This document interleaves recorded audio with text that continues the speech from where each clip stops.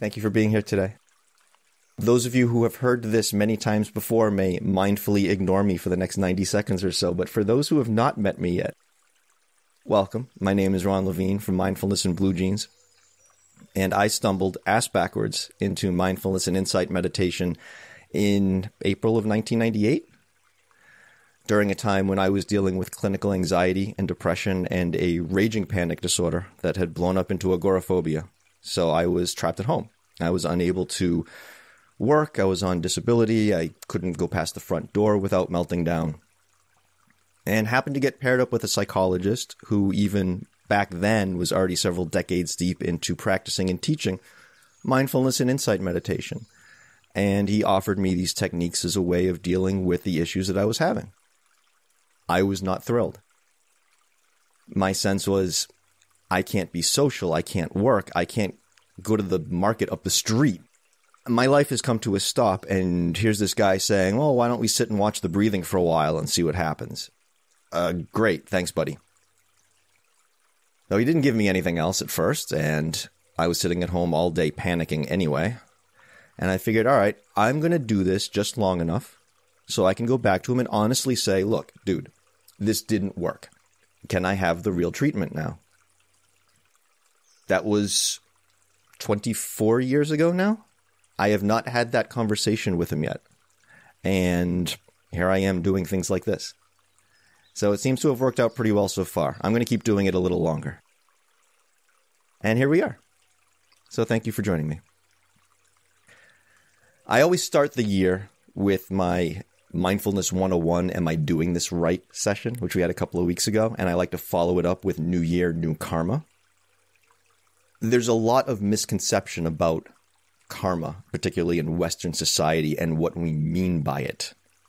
We have these notions of revenge, justice, he's going to get his, what goes around comes around, this sort of stuff. I'd like to talk about what karma actually is in the Buddhist sense, when it was originally being taught, and how we can use that in order to achieve the one thing that the Buddha taught, the only thing the Buddha concerned himself with in his 45 years of teaching, which was how do we alleviate our suffering? Now, last time I delineated the difference between pain and suffering, right? We're not going to eliminate our pain. We're going to experience pain in this life. Suffering arises when we do not deal with our pain skillfully. So when we talk about the word skillful in this context, skillful means, am I increasing or decreasing my suffering? When I am relating to something painful, am I doing it in such a way that is going to make things worse? Or am I dealing with it in such a way that I am not adding more shit on top of the pain that I already have? The stuff that I don't have a choice about. Okay?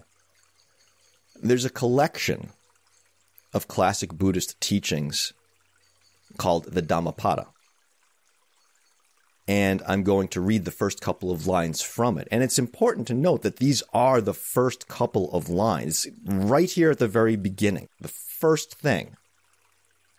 Obviously, this is 2,500 years ago, been translated across Lord knows how many languages. So anytime you're reading something that comes from the Buddha, as best we know it, you're going to have multiple translations. And I always choose this particular one because there's a funny pun in it when translated into English using this particular translation.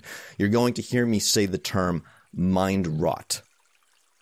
And I want to make clear that in this context, it's not rot, R-O-T, okay? It's W-R-O-U-G-H-T. So mind derived, mind generated. I'm not actually saying mind rot, like that's crap, but it is a nice little pun to have in there. That's why I choose this one. So these are the lines. Mind precedes all mental states. Mind is their chief. They are all mind wrought. If with an impure mind a person speaks or acts, suffering follows, like the wheel that follows the foot of the ox. Mind precedes all mental states. Mind is their chief. They are all mind-wrought. If with a pure mind a person speaks or acts, happiness follows like a never-departing shadow. We'll come back to that in a couple of minutes. I'd like to describe a phenomenon that I noticed early in my practice. Something that I call the inner and outer cycles of dread. A pair of cycles that we use inadvertently to generate a pretty miserable inner experience for ourselves. Okay? And you see if maybe this resonates for a couple of people. When we have something looming over us, something coming up in the near or far future that we are dreading, something that is causing us perhaps some fear, anxiety, the central question that we are always concerned with is, am I going to be okay? Right? Am I going to be okay? And how do we try to be okay? Well, we have this thing coming up in the future. So we start trying to be prepared for it. Well, how do we be prepared for something that's not here yet? Well, we start anticipating it. And if we're really going to be prepared, well, what's the best way to be prepared? Well, we have to be prepared for the worst case scenario, right? So that's the one we imagine. Whether it's realistic or whatever, we got to be prepared. We got to be ready. So what's the worst case scenario? Let me play through that in my mind so I can work out all my contingencies and my backup plans. And well, what does this do? This sends signals to our subconscious mind, which doesn't know the difference between something that's actually happening and something that we are imagining is happening, right? It gets the same signals either way. And it says, oh, there's an emergency here. Okay, get shit ready. All right. And what does it do? It sends signals to the body. And the body starts going into fight or flight mode, thinking there's, a real emergency here. Which then serves to confirm for our mind that there is an emergency, because if there wasn't an emergency, why is the body doing this, right? So now we've generated this feedback loop between our mind and our body in an attempt to calm ourselves down. Except we're getting the opposite results. And what happens when we get the opposite results? Well, this is not acceptable. Better try again. Great, right? That's the inner cycle of dread. Okay? Then a funny thing happens. The event we were so worried about comes and goes. Usually not with the worst case scenario. And even in those cases when the worst case scenario happens, usually not quite as bad as we pictured it. So we come out okay. And our minds in their infinite wisdom, make an association between the misery we caused ourselves and the okayness that we are now experiencing, and say, that worked. Keep doing that. It's like this sick sort of superstition. I got through it okay, so let's keep doing what we were doing, so when it comes up again, we'll be okay again.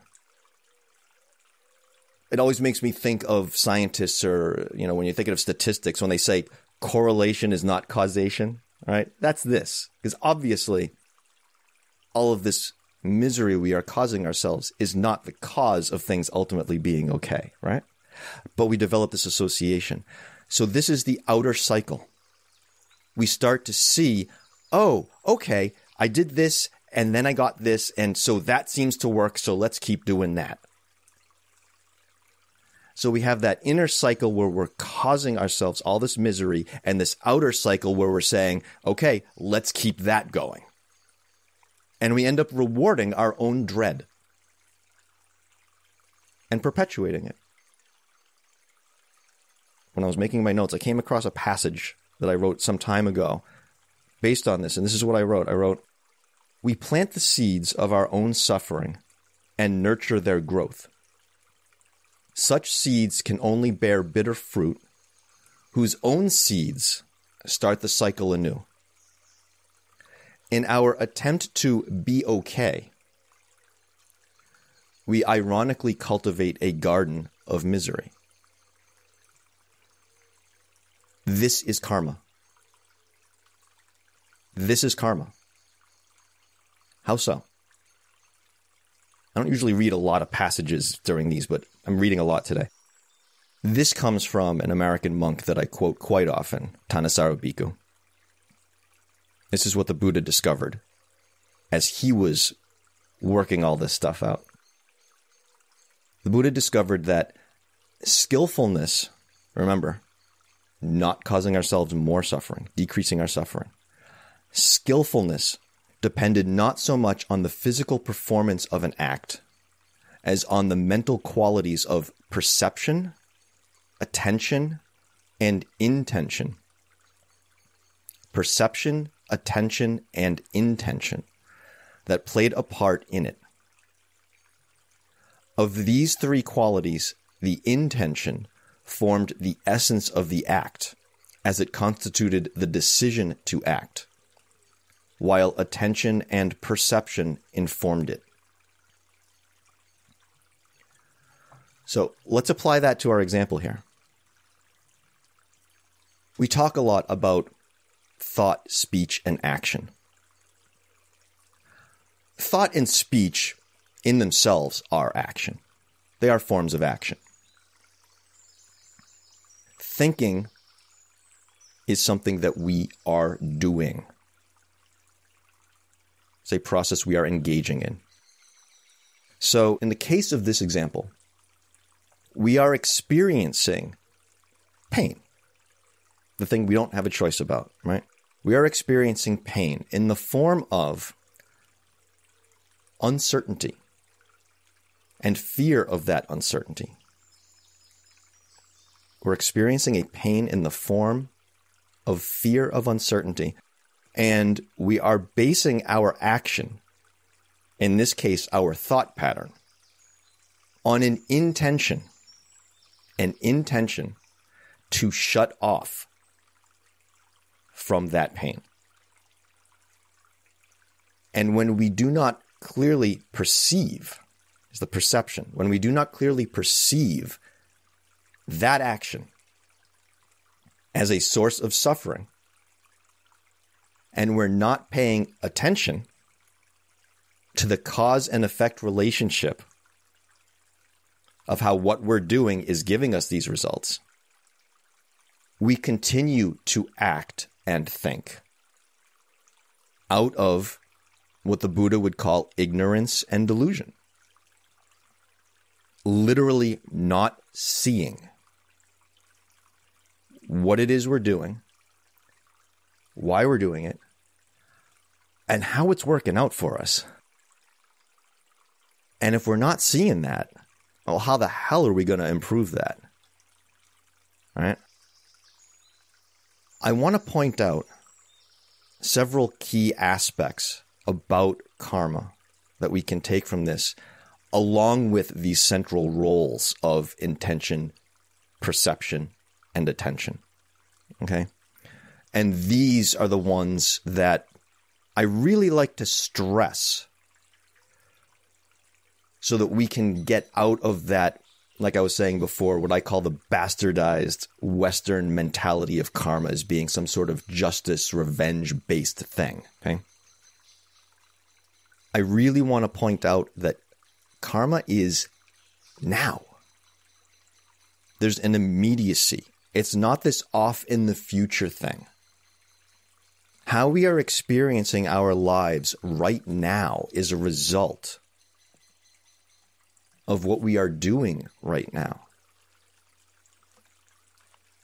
I think of intention, I get this mental image of it imprinting my thought, speech, and action in such a way that even before there's been any outward, external, if I've said something or acted physically in an external way, before there's anything actually put out into the world, there's already an imprinting upon whatever that action would be based on the intention behind it. I'm already experiencing. For example, if I want to do something nasty to another person, I'm already now in an unskillful state. There's an inner misery there that is being perpetuated by that thought pattern. Now, I don't have a choice if a particular thought just comes up. So if I have a particular thought that I want to go swat that person because they did something, I can't really help that. That just happens. Right? What I do with that has an effect on my immediate experience. An effect on my immediate experience. Anytime you hear the word cause or effect, that's karma. That's part of our real-time experience. It's not some sort of cosmic justice. It's basic cause and effect.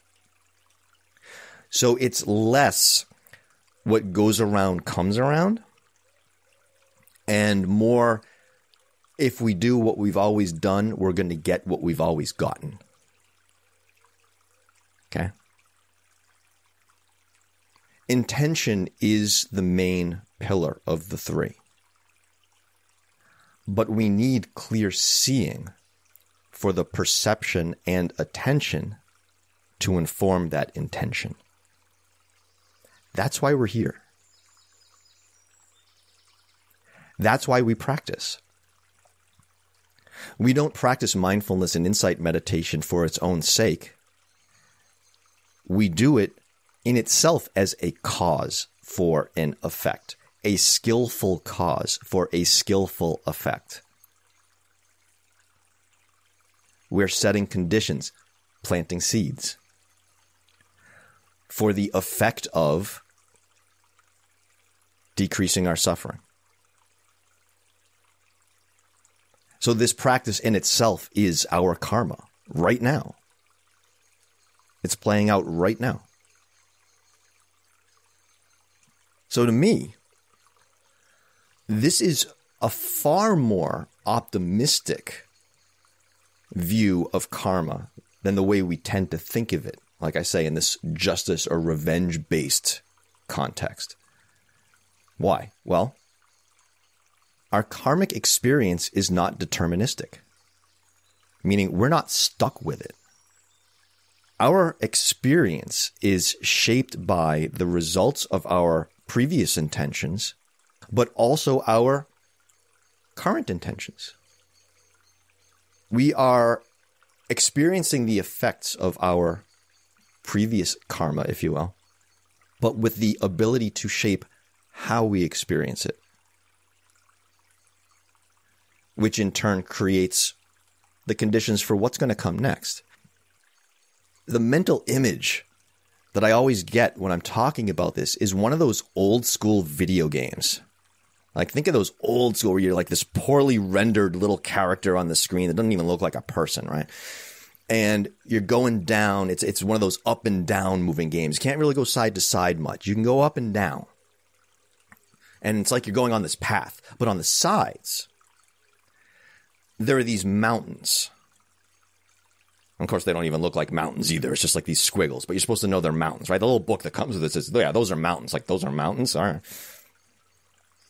And if you try to walk up against the mountains to cross them, like, you'll hear like this little boomf, like one of those old school, just to let you know, yeah, you can't do that. Can't go there. And why is that whole section blocked off by these supposed mountains? Well, for the same reason that your poorly rendered character is so poorly rendered. Because back in those days, the programmers of the game were limited by these memory constraints, right? The computer memory was so tiny. So they're limited, right? That's the way I think of this, is we're walking down this path and there's these mountains and they're kind of a constraint, if you will. They're kind of the potential area that we're able to explore. And that limitation is coming from our karma, okay? Coming from how we've handled things in the past.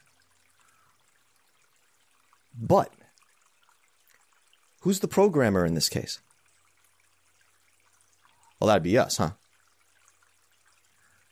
And we are not limited by the constraints that the video game programmers are. In fact, our only constraint pretty much was probably the law of physics, right? So we get to say how we're going to handle these potentials that we find ourselves with based on how we've handled things before.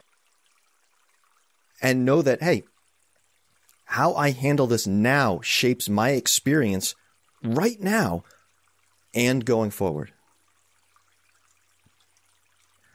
That's pretty optimistic, I think. It puts the responsibility on us, which we don't always like, right? But would you really rather it be in someone else's hands?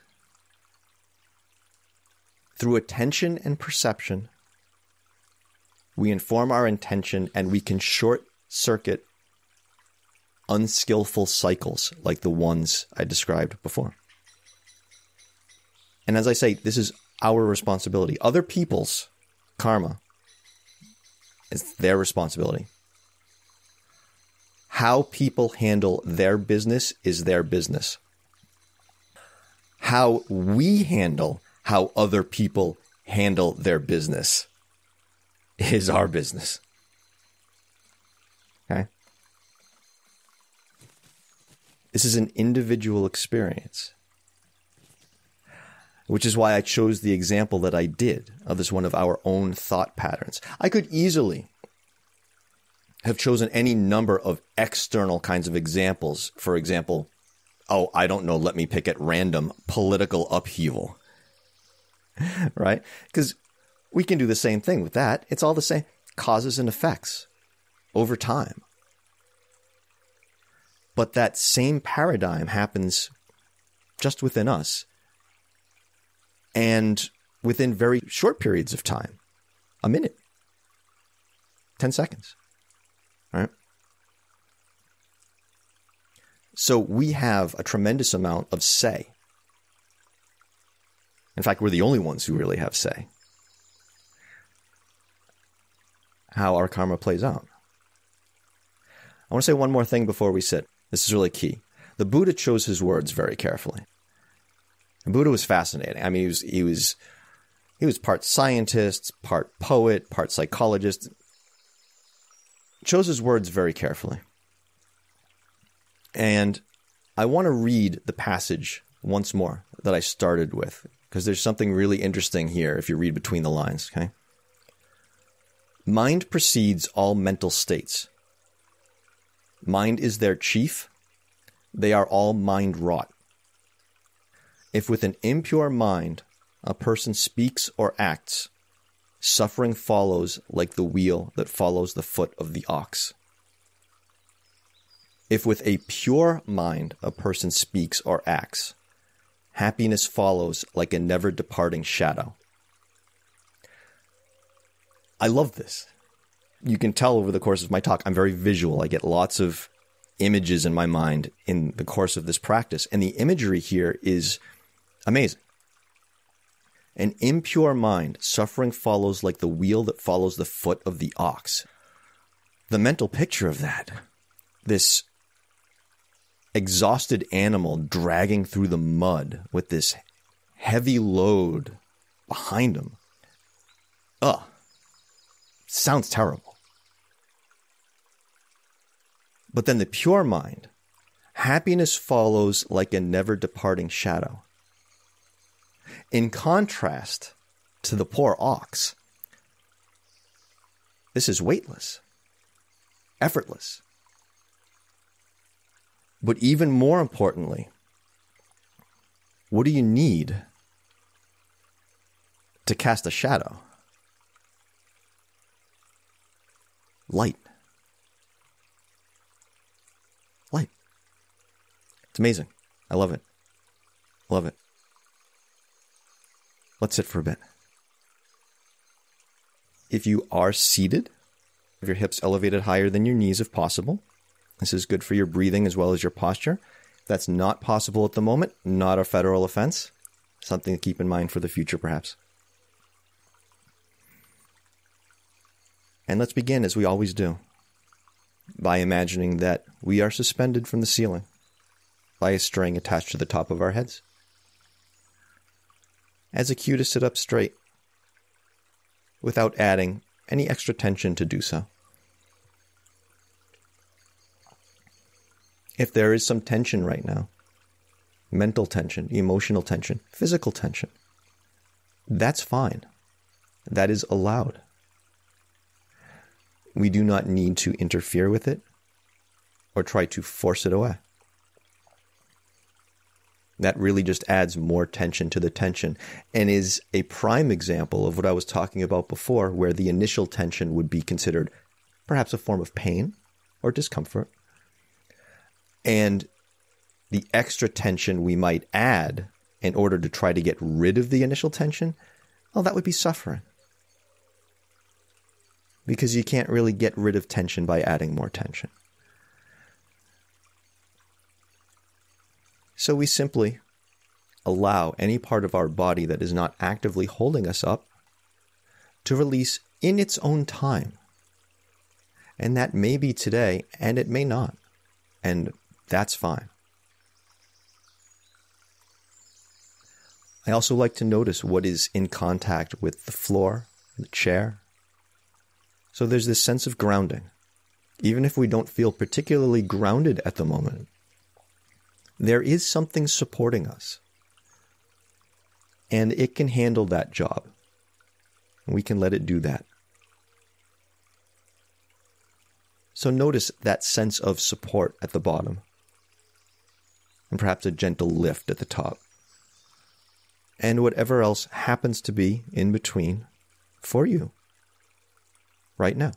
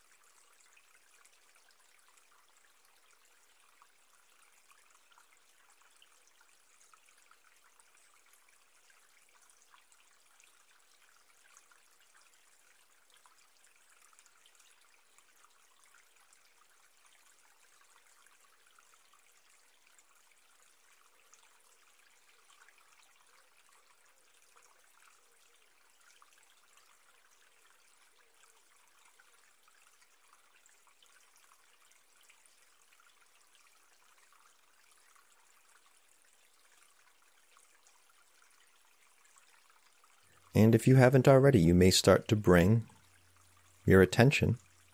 There it is right there, right? Attention, one of the 3 pillars.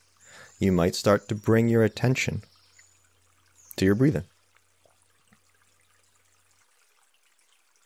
And notice, as soon as we do that, well, we have what? A perception of what the breathing is like.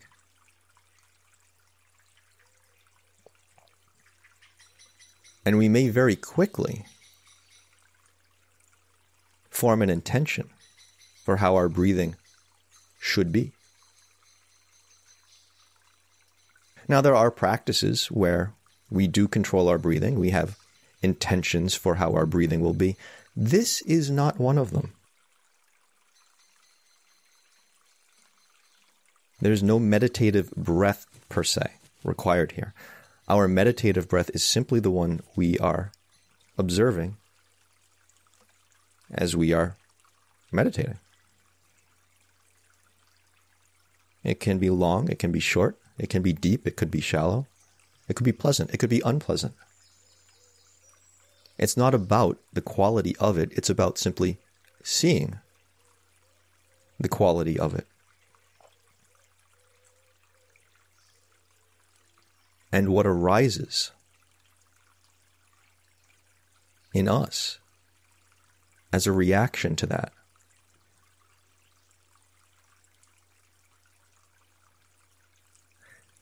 Can we form an intention to simply observe the breathing as it is? Which, by the way, is very difficult. It is very difficult. If you're noticing difficulty, it's not you. In fact, if you're noticing difficulty, you're doing this right. It's very difficult to observe the breathing and not try to control or shape it in some way. So for me, it's never been a skillful intention in this practice to try to control the breathing. I'm not saying it's never a skillful intention. I'm saying for me, it's never really worked out. And this is what the Buddha said was, don't take my word for how any of this works. You got to try it out for yourself and experiment and see what works for you. Only each of us know what's going to increase or decrease our own suffering. So I invite you to try out the intention of simply observing the breathing as it is. And if there's an element of control or shaping happening there and it's going to cause more suffering by trying to control the controlling, and you don't have to do that. Notice that there's breathing. Oh, and there's also controlling of it. See what's a skillful intention for you. Try a few different things. A skillful intention for the breathing, and pay attention to it. What is the perception about it? What is the effect generated by the cause of putting our intention into action? Let's take a few minutes with that.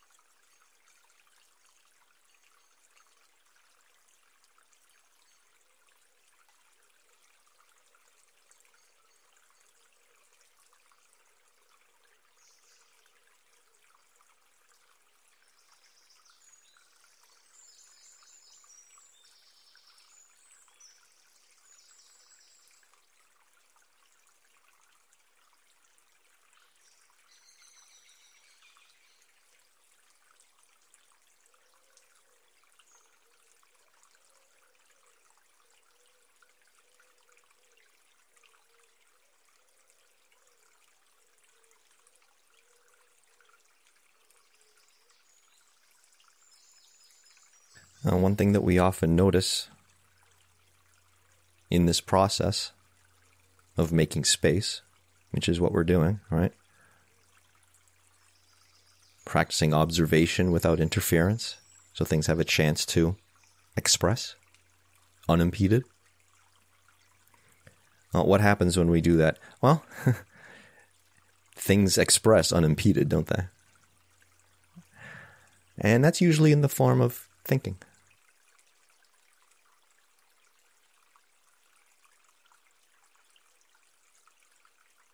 It's very common for people to come to a mindfulness practice, meditation practice, with an intention of stopping all thinking, clearing the mind. Is that a skillful intention? I've never found that to be the case. I found that causes a hell of a lot of suffering.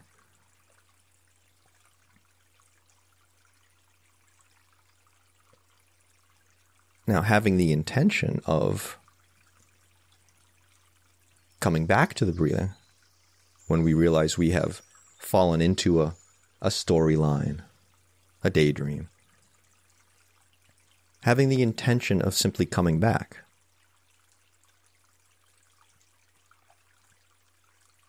That's sustainable. That doesn't seem to cause suffering. That's been my experience.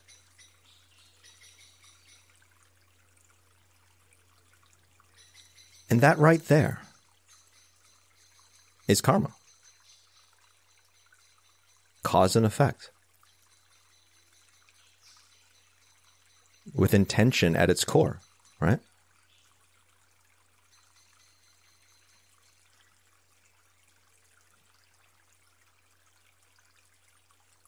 One of the analogies I use a lot is you can plant seeds, you can put them under the sunlight, you can water them, but at some point you got to step back because you can't make the damn thing grow. That's got to happen on its own. That's the same thing here. If we cultivate skillful intentions, when we address the causes and conditions,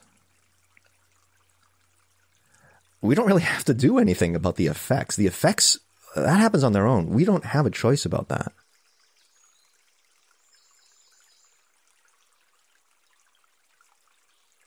We don't have to do the effects. That's not up to us. That's just another form of suffering, is when we feel like we're responsible for the effects. Trying to make situations comply with our desires. Because how's that work out for us? I'll take a look at the world, see how that's working out for us. Focus on the intent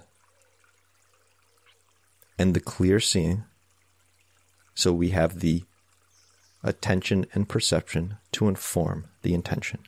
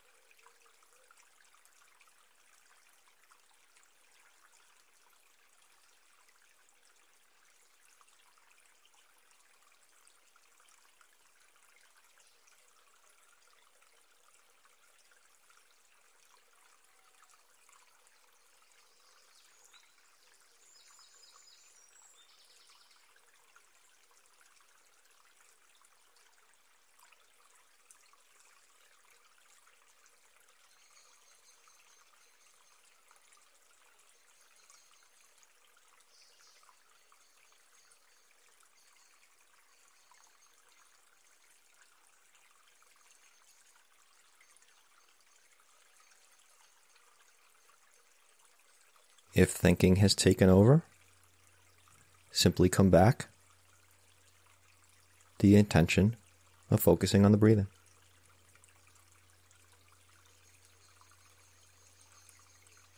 And if there was a little voice of condemnation saying, "Ah, you fell off again, you're terrible, you don't know." Okay. That is just another thought process that can be observed and noted. And we come back to the breathing.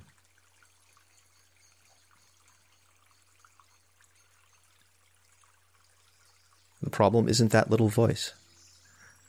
The problems arise when we don't handle that little voice skillfully.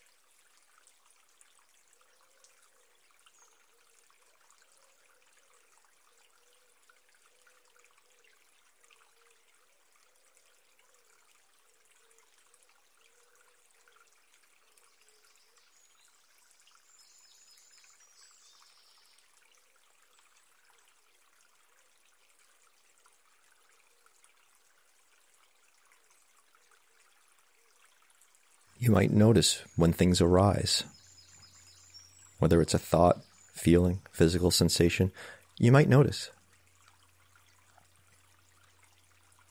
how there's an initial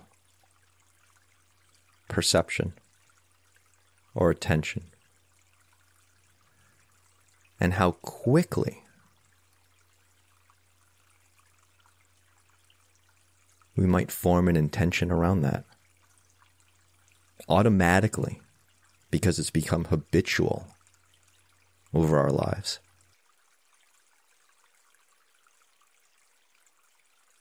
We might feel a particular sensation and immediately shift our bodies without even thinking. Oh, what's this feel like if I don't shift? Don't interfere.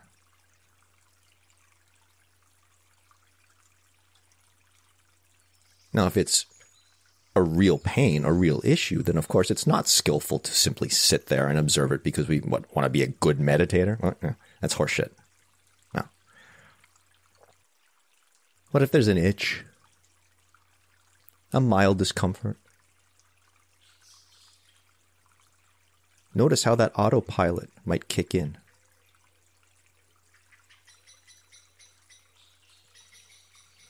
And realize, well, geez,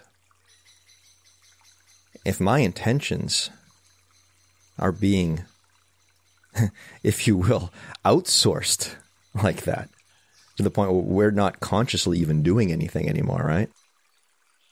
Out of pure habit, for all these things that come up, something as small as an itch or as large as, I don't know, pick your own example. Well, geez, I mean, who's running the show here? Who's running the show? Who's in charge? How's that working out for our day-to-day experience? I'm not here because I'm worried about getting enlightened. I'm here to improve my day-to-day experience, not cause my own suffering here now.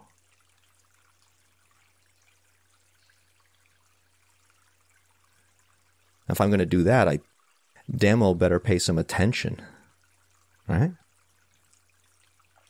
How do I develop the clear seeing to make sure that my intentions are skillful?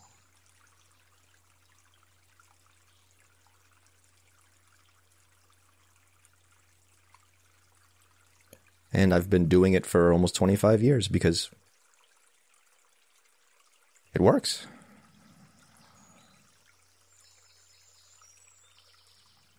It works for me. Take another couple of minutes, and then I'll have a short reading to close the sitting.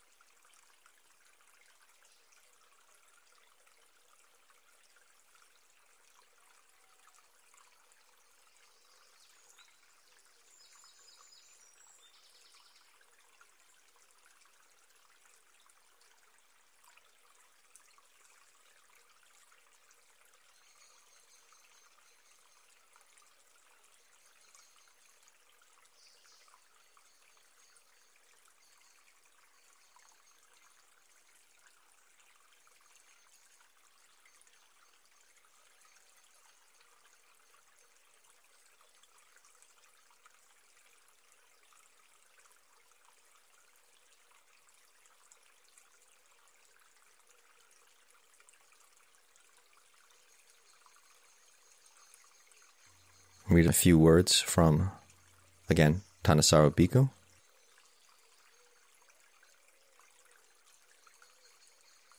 By paying attention to the moments when you catch yourself being unskillful, you work with that particular intention. You don't have to deal with your entire character all at once. Just see what's happening right here, right now, with that particular lack of skillfulness.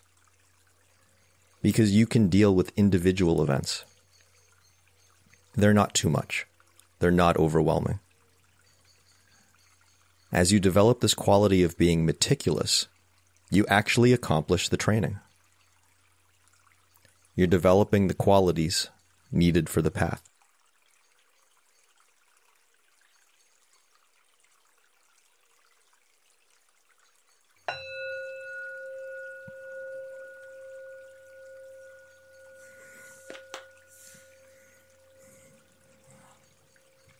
Okay, I'm going to put a few links into the chat before we have a little Q&A. I have my website in there. These free sessions are supported by one-on-one sessions I do with folks who are interested in working through issues that they might be having right now, like I once did and still do, and many of us do. And so many of us have been helped by this practice over the last, well, how many thousands of years? So if that's something that's interesting, you can visit my site, and I also have a mailing list if you'd like to sign up for that. I intend to send out a message about once a month and end up doing it about once every 4 months. So you're not going to get spammed. You're not going to get a whole hell of a lot of email. But if you want to sign up for that, that's the best way to stay in touch for all the things I have going on. I have my YouTube channel in there. I upload these sessions as well as some of the other sessions that I have recorded for Insight Timer and Simple Habit, and you can go up there and subscribe on there to get notifications. I put up a session about once every 2 weeks or so. And I also upload them to my Patreon page if anyone is interested in making a donation on a one-time or recurring basis. Patreon's a great way to do that. And all of the sessions, they're freely available up there as well if that's a more convenient place for you to check them out. So with that said, I think we can open it up for a little Q&A, discussion, observation. Hi, Mike. Yeah. So, Ron, as always, thank you very much. This has been great.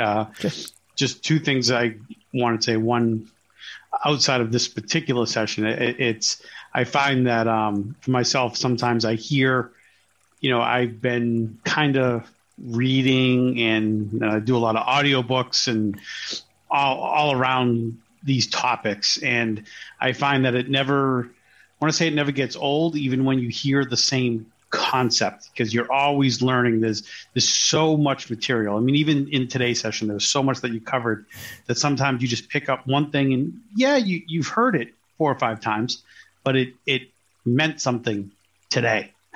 And even when it meant something before, you almost forgot it, right? And then it means something again. It's great. And for me today, that was kind of for this session was the again, I think, I've heard these talks about karma in the past and how it's more cause and effect as opposed to like westernized revenge. But I think I like your concept of the superstition, right? Thinking that, I worried and it was okay. So yeah, in the back of my mind, I know the worry didn't cause the okay to happen. But if I didn't worry, maybe it wouldn't have been okay. So I am going to worry every single time. That was just something that resonated with me in this particular talk. Cheers for that. I concur with both. It is always a struggle for me how to, where to draw the line on how much I'm sharing in these, simply because it's one. You ever have that situation where it's like, you're like planning a wedding, say, or something, and it's like, well, if I invite this person, then I have to invite that person, I have to invite that person, I have to invite, and you're trying to keep it to a certain size, and it's like you start going down these. It's kind of like that, where there's so much, and okay, well, if I'm going to talk about this, I need to clarify it with that, and then talk about this, and it's this whole, where do I, and it's exactly right. It's not about catching all of it. If you come away with one thing that resonated, great. Beautiful. And yeah, there are so many things that I have read or heard again and again and again, either in different forms or even going back and reading the same exact passage again that I had read at a previous time. And finally, it hits home in just that right way. And it's not about the words on the page. It's not about what the person was saying so much as where I was at the time. The old right. thing of, what is it? When the student is ready, the teacher will appear. It's one of those. You have to be in the right place to hear in the right way what is being presented. And so, yeah, I mean, I find that damn near daily in my practice. It's absolutely one of the characteristics of it.